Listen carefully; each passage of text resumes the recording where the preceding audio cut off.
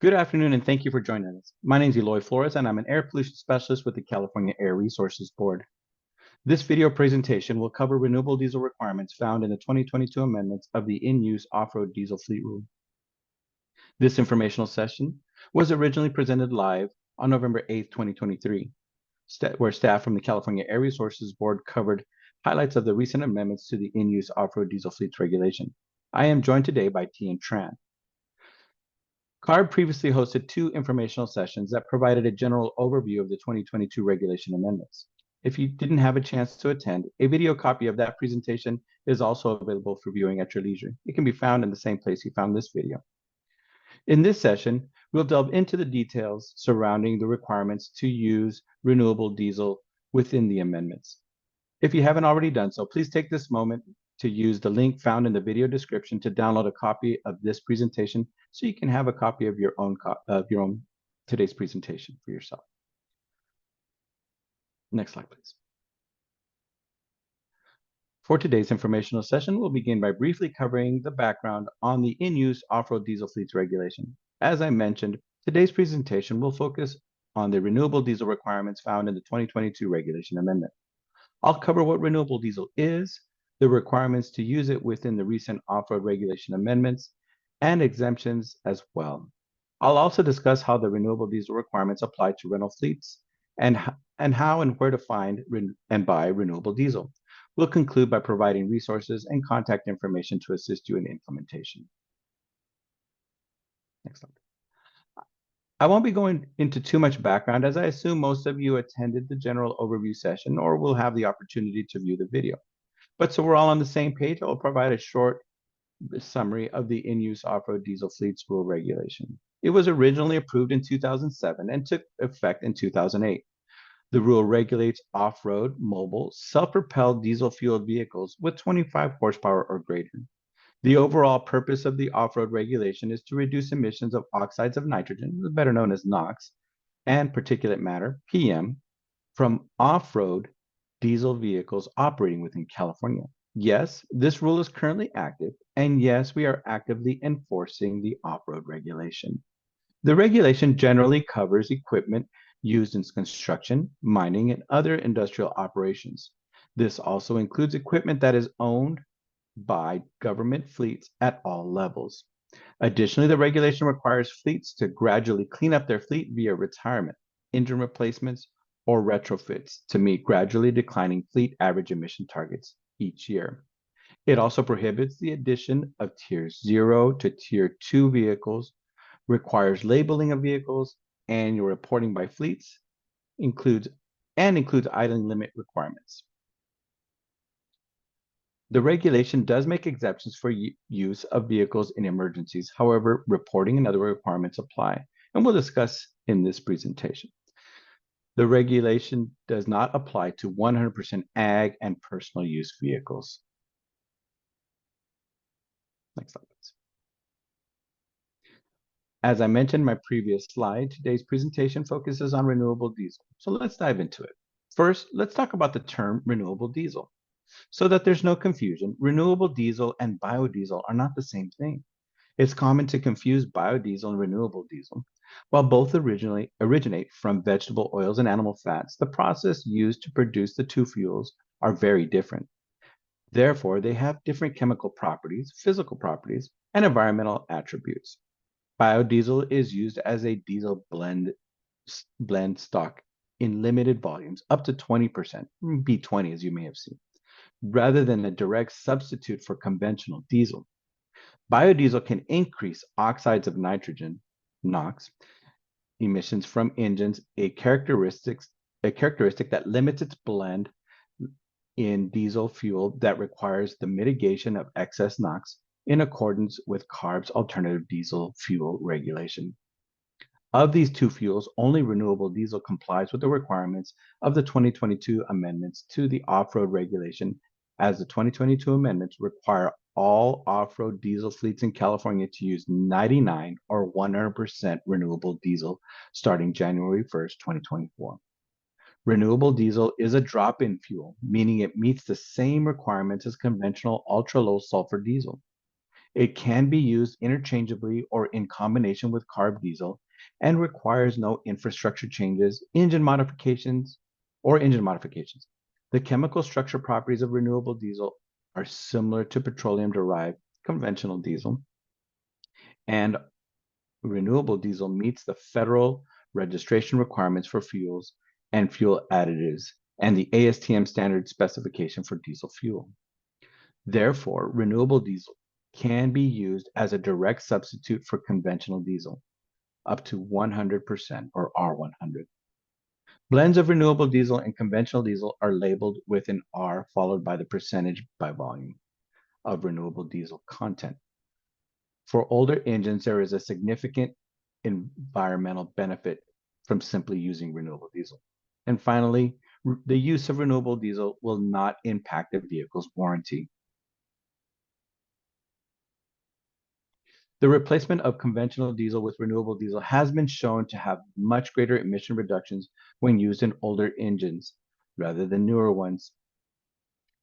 This sector still has many older technology engines operating, the early emission reductions that are especially needed for California's most impacted communities.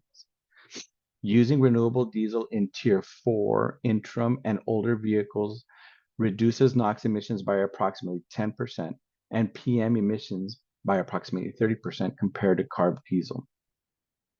And as previously mentioned, these benefits do not require any engine or storage modifications. During the regulatory development process, we heard concerns about the availability and potential challenges to accessing renewable diesel. As this chart shows, renewable diesel production has increased significantly since 2011. From 2011 through 2020, California consumed 2.59 billion gallons of renewable diesel. However, in just the last 2 years, Californians have consumed 2.34 billion gallons of renewable diesel, increasing rapidly and even surpassing the consumption of traditional diesel. For most of us using diesel in this room, there's a strong possibility we're already using renewable diesel. Based on the data from the low carbon fuel standard shown in this chart, in 2022 alone, over 1.4 billion gallons of diesel were consumed in California. In 2022, OffRoad inventory estimates that vehicles subject to the off-road regulation currently use about 270 million gallons of diesel annually. This means that the amount of renewable diesel already available in California is more than enough to cover the amount used by all of the off-road equipment in California. Later in this presentation, I'll provide some helpful resources to assist fleets in finding renewable diesel. But even with the high availability of CARB has created an exemption for those limited situations where a fleet may be unable to procure renewable diesel, provided that an attempt at finding the required R99 or R100 fuel has been made and documented in accordance with the regulation. The 2022 amendments require off-road equipment to use 99 or 100% renewable diesel starting January 1st, 2024. To ensure compliance, fleet owners must maintain documents such as a logbook containing correspondence, invoices, or purchasing contracts that demonstrate compliance with renewable diesel fuel requirements. Documentation must also include dates and volume of fuel purchased. Records must be kept for 3 calendar years from the date the transaction is completed. And as stated previously, fleet owners are required to comply with all reporting requirements and affirm annually as part of the annual reporting requirements that they have complied with all requirements of the regulation, including the renewable diesel requirements. Attestation to these efforts is through the already established annual reporting and record keeping. I previously mentioned CARB included several targeted exemptions when developing these amendments. I'll discuss these in the next slides. If a fleet is unable to procure renewable diesel, they do have options and may use traditional CARB low sulfur diesel under unable to procure exemption. However, record keeping is key.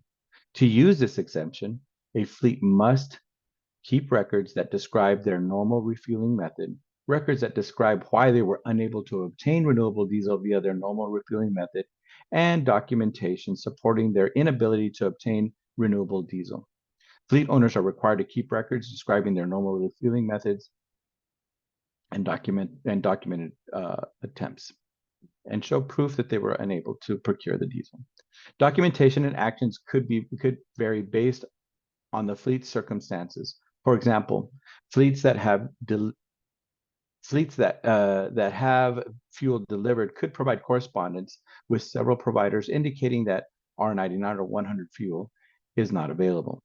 Those purchasing fuel from retail gas stations may need to consult publicly available tools such as a fuel station's maps provided by the U.S. Department of Energy or major fuel brands and document when and which tools were consulted.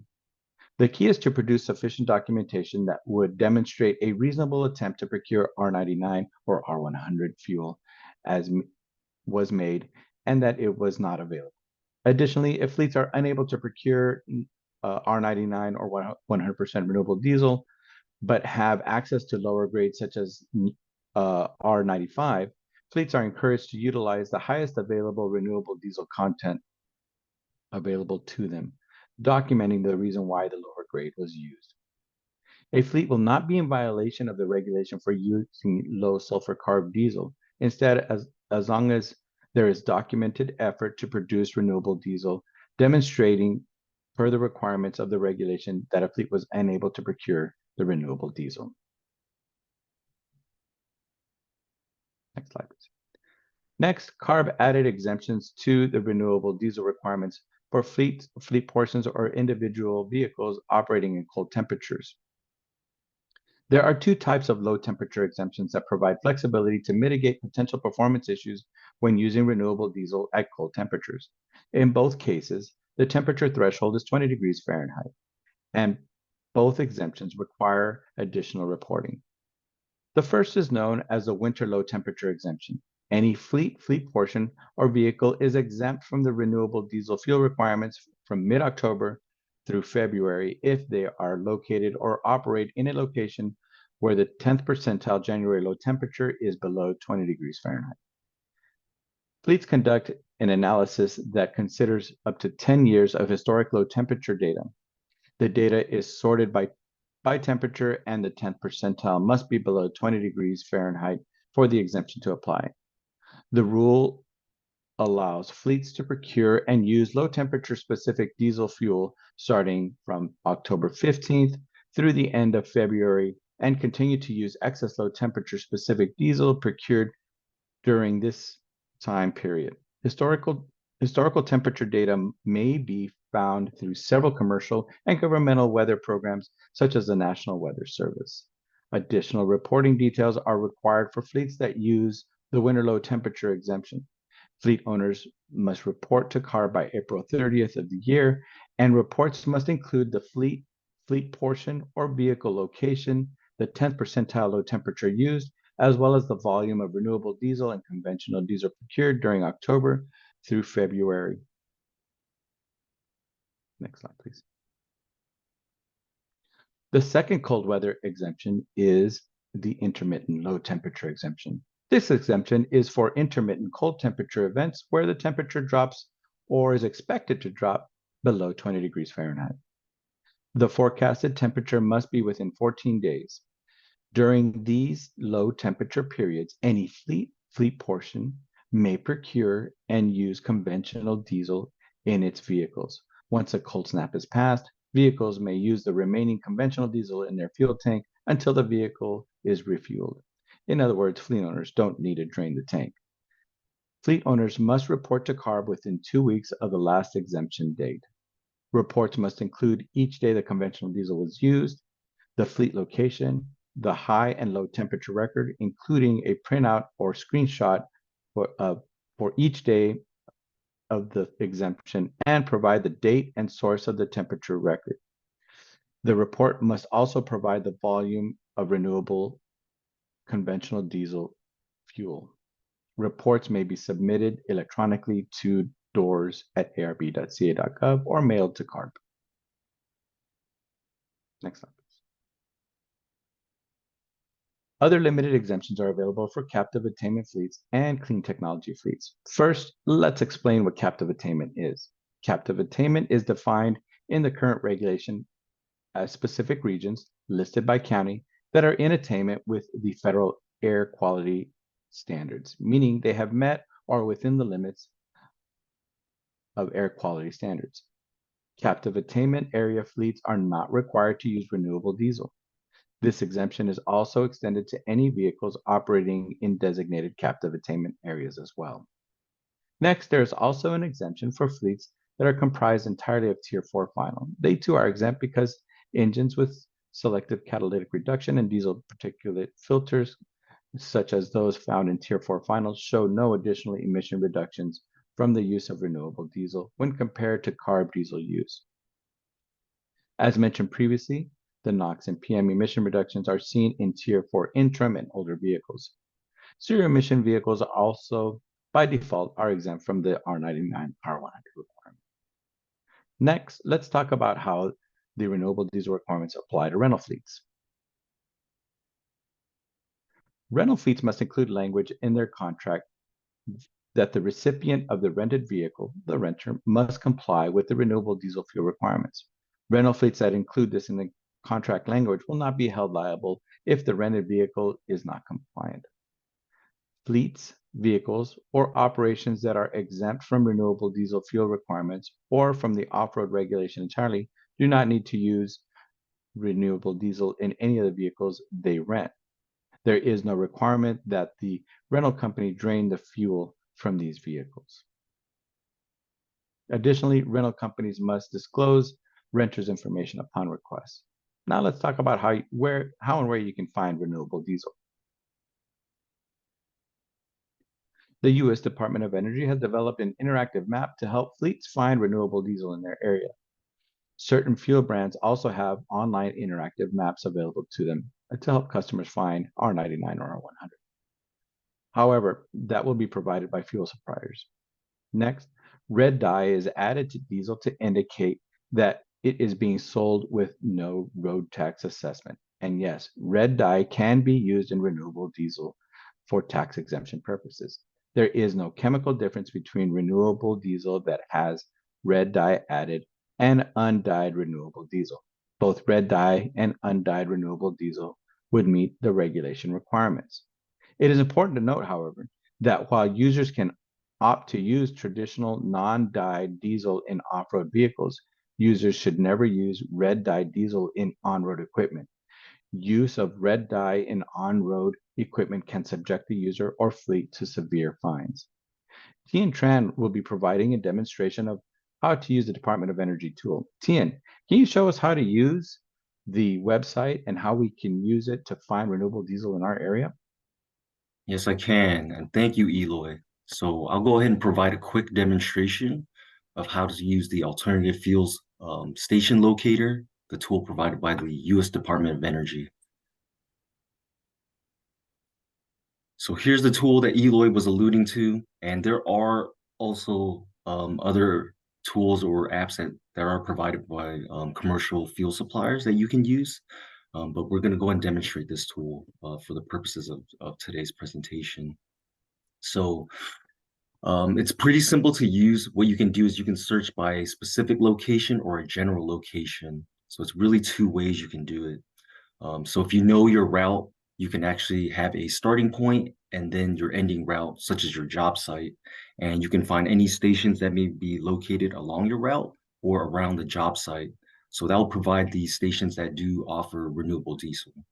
So for this example, I'm going to go ahead and search for fuel stations that are located in Sacramento, California. So I'm going to type that here.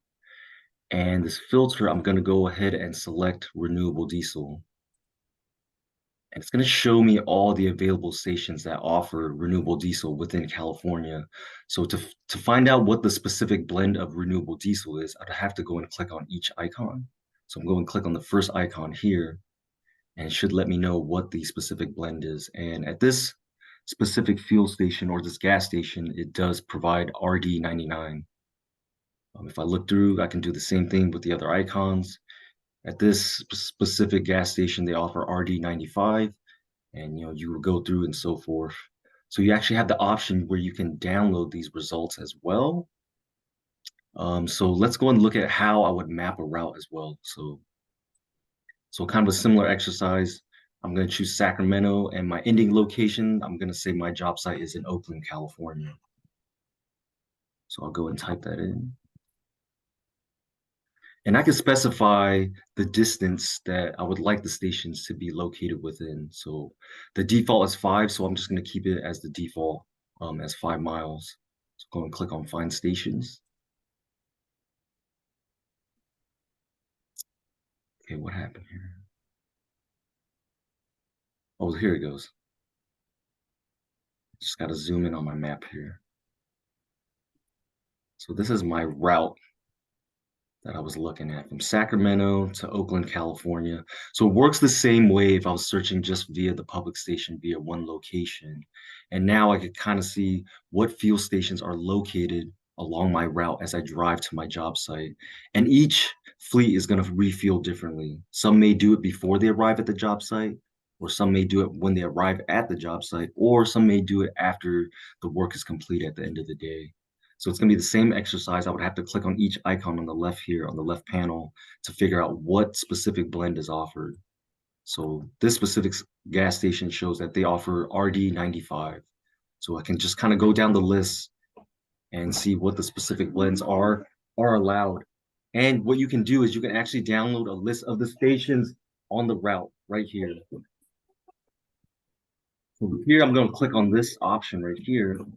And here it lets me download an Excel spreadsheet. So if you want more specific information, you're going to have to download this information via Excel. And I'll go ahead and show you what that information looks like. It's very specific to the gas station. So it's information is what types of credit card payments they accept, what the blend level is, what their hours of operation are, whether it's open to the public or it's private. So if you want more specific information, I would recommend downloading the spreadsheet. You don't have to. It's just another option that you can follow. And you can see right here, it'll tell you what the blend is pertaining to each gas station. So that's kind of the quick demonstration with this tool. And as Eloy mentioned earlier, there are other apps that are provided by other commercial fuel suppliers. So if you do choose to go that route, you would have to use more than one, just being that the regulation is very specific in saying that a fleet's preference for a specific fuel provider or specific brand would not contribute to the inability to procure R99. And that's going to conclude this demonstration. So I'm going to hand it over back to you, Eloy. Thanks, Tian. Thanks for that presentation, that demonstration. We'll go ahead and move on to the next slide.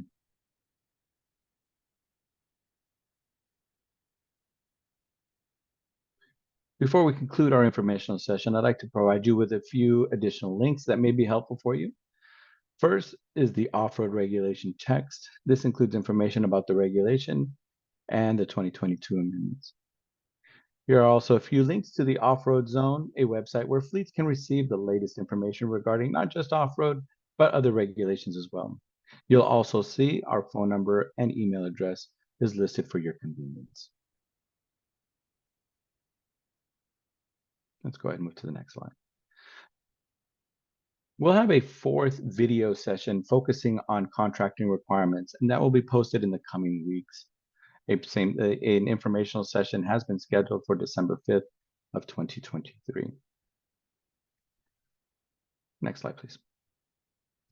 I'd like to ask, again, Tian, to review some of the frequently asked questions we've received. Tian, can you walk us through some of the FAQs that have been pretty common for the renewable diesel, please? Yes, I can, Eloy. So first question we received is, if all the equipment in my fleet is Tier 4 final, with the exemption of equipment I've designated in permanent low use, do I still need to use renewable diesel? And the answer would be no. So you would be exempt from the renewable diesel requirements. So just to be specific and to give you an example, if I had a fleet with 4 vehicles, off-road vehicles, and 3 of those 4 vehicles were Tier 4 final, and the remaining 1 vehicle, let's say it's a Tier 0, 1, 2, 3, or Tier 4 interim, it doesn't matter. If it's any of those categories and it's designated as permanent low use, my fleet would be considered exempt from the renewable diesel requirements. The second question, do I have to start refueling my vehicles with renewable diesel come January 2024? What do I do with the remaining diesel if I still have some stored? So the answer is yes. As Eloy mentioned earlier in the presentation, come January 1, 2024, off-road fleets are required to procure and use R99 or R100. And as the question for what to do with the remaining diesel if you have some stored, as Eloy mentioned earlier in the presentation as well, you do not have to burn or dispose of that fuel. You can use that fuel, the remaining fuel, and the next time you do refuel or procure fuel, you would have to use R99 or R100. Third question, does the alternate diesel work in any or all diesel engines, or do I need to get an additional diesel storage tank? Just to specify, I think this question they're referring to renewable diesel. So you do not need to get an additional diesel storage tank. It's optional if you choose to do so. As Eloy mentioned again in his presentation, this is renewable diesel is considered a drop-in fuel. So meaning there does not have to be any modifications made to the engine or any infrastructure changes. So you can directly drop it in with your current storage that you use for your conventional diesel fuel. The fourth question, I have vehicles that fall under off-road, on-road, and PERP. Do I have to fuel all of them with renewable diesel? So I can only speak to the vehicles that are subject to the off-road regulation. So equipment or vehicles that fall under the off-road regulation, yes, you are required to procure and use renewable diesel starting January 1, 2024. For your on-road and your portable equipment, you may have to check with the other staff or regulations at CARB. So for the on-road, you may want to check with the truck and bus regulation staff. And for portable, you may want to check with your local air district. And the last question, if I'm operating within a captive attainment area, am I still required to procure renewable diesel? The answer is no. So any fleet portion, or vehicle while operating in a captive attainment area are exempt from the renewable diesel requirements. And that's going to conclude the questions, Eloy. I'm going to hand it back to you. Thank you, Tian. This concludes this presentation on renewable diesel requirements of the 2022 off-road amendments. Thank you for listening. Thank you for watching. And if you have any questions, please don't hesitate to reach out to the Air Resources Board. Thank you again.